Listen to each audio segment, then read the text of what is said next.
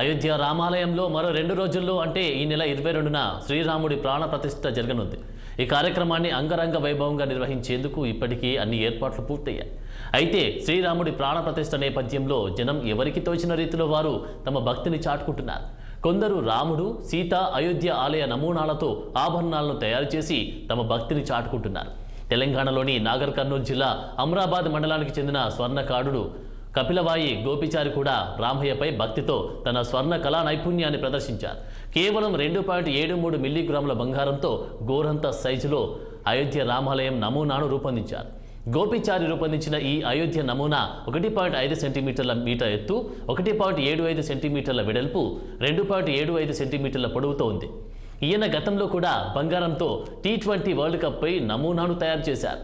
భవిష్యత్తులో కూడా ఇలాంటి సూక్ష్మ నమూనాలను తయారు చేస్తారని గోపి చెబుతున్నారు.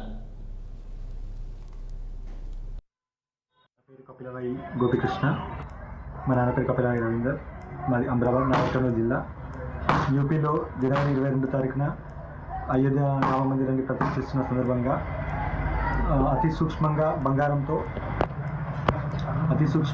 బంగారంతో కేవలం 2 గ్రాముల 730 మిల్లీగ్రాముల బంగారంతో అయోధ్య రామ మందిరాన్ని బంగారంతో తయారు చేశాను. ఇందులో 108 స్తంభాలు, 20 గోపురాలు ఇందులోని ప్రత్యేకత. కేవలం 1.5 సెంటీమీటర్స్ హైట్ ఎత్తు ఉండే విధంగా దీన్ని తయారు చేశాను. ఈ కళాఖండాన్ని చాలా రోజులుగా ఉన్న అయోధ్య రామ మందిరాన్ని ప్రధానమంత్రి మోదీ గారు దీన్ని ముందుకు తీసుకెళ్లారు. దీన్ని వారి ముందు ప్రదర్శించాలని నేను